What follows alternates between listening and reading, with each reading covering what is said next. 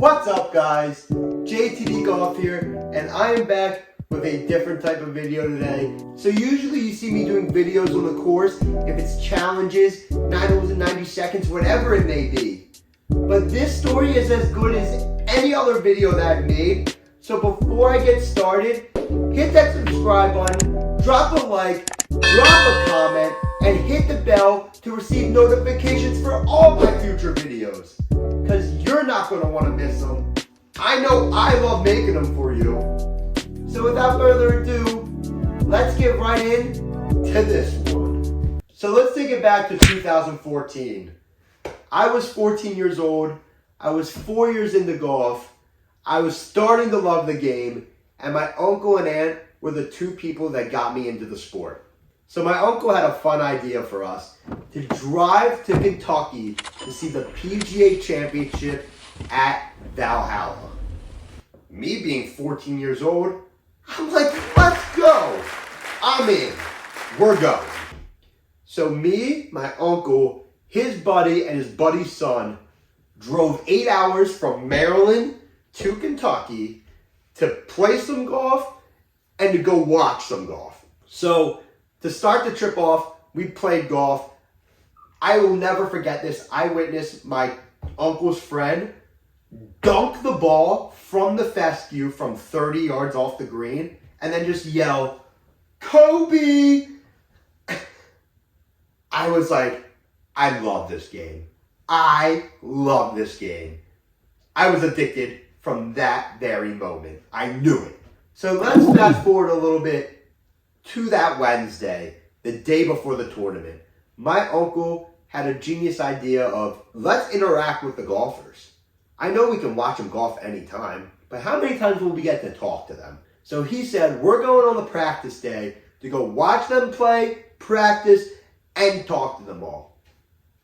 Love it. So we got there Wednesday morning, and all of us decided that we wanted to go to one spot and just sit there the whole day so we can watch everyone come through, do their thing, and then hopefully get an autograph or two, talk to them real quick, and then go on with our day. So I forgot what hole it was, but we were sitting by this green, and there was a long path to go to the next hole, so it was perfect for us to have a chance to get some opportunities to talk to the players. So I went to the merchandise tent and got this hat, and you can see all of these autographs. Insane amount. And to make everything better about this, I was the smartest 14-year-old ever and wrote down every autograph and location on the hat to remember. Genius! To list them off real quick, we got Thorbjorn Olsen, Hideki Matsuyama, Jonas Blix, Billy Horschel, Luke Donald, Will McKenzie, Rafael Cabrera-Bello, Jerry Kelly, Kevin Streelman, Boo Weekley, Jim Furyk, Lee Westwood, Billy Haas, and Nick Watney. That's a lot. 14 golfers walked by me that day and signed my hat. I loved every second of it as a 14-year-old new golfer. Couldn't beat it. So you think. So even though I was still fairly new to the sport, I still had some favorite golfers that I wanted to see at this tournament. And they were Tiger Woods, Bubba Watson, and Phil Mickelson. That's it. And the only thing I wanted to do was to get this flag signed. And you can see that I'm covering up one signature on this. That's right, I got one signature. And let me tell you, it was not any of the three that I wanted. Not one. But here's where the story gets really good. So my uncle saw this golfer on the green doing his putting practice, and he tapped me on the shoulder. He's like, "Jordan, you need to get this guy's signature. Trust me." I'm like, "Who is it?" And then he proceeded to tell me, and I'm like, "Okay, I've never really heard of him, but I'll get his signature. I trust you." So the guy gets done his practice on the green, and then do-do-do, do-do-do. Everyone's going, come sign this, come sign this. So he decides to interact with the fans, comes walking down the line, signing, and then he's standing right in front of me. So I just go, he takes my flag, signs his name, hands it back, and keeps on walking. I was like, oh, that was pretty easy. That was cool too. So now I have this flag signed by this guy. I'm still pretty bummed that I didn't get it signed by any of those 3 people that I wanted to initially. But then the craziest thing happened. So fast forward to Sunday, 4 days later. It is the last day of the tournament. And I found out there was a playoff with one of the guys that I wanted to get my flag signed by. And it was Phil Mickelson. And I was like, bro, I wanted him to sign this. Like, what? But then I saw he lost in the playoff to the one guy that signed my flag.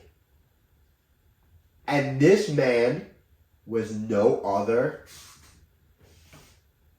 than Rory McIlroy.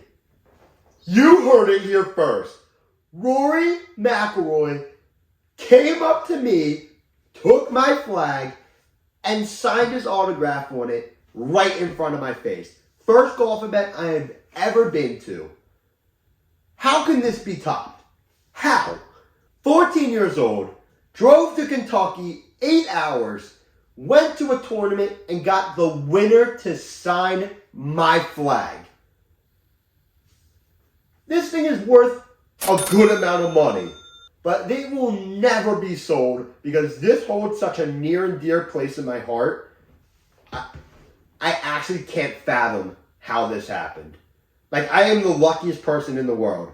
Rory is one of the best golfers in the world at this very moment, and he's one of my favorites too right now.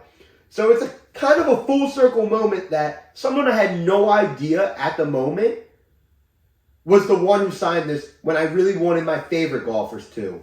Fast forward, my favorite golfer signed this, and it's now worth a lot. How can this be beat? I really have no idea. So Rory was super young. He won this tournament in the pitch black. You can see, I'm going to pop up some pictures of him on the putting green, kissing the trophy and hoisting it high. In general, that was an all-time core golf memory for me. I will forever remember that moment as long as I live. And to Rory McIlroy, thank you for making a young golfer's dream come true. So that's the golf story I had. I hope you enjoyed it. Remember to hit that subscribe button, like, comment, and hit that bell. Thank you, and I will see you in the next video.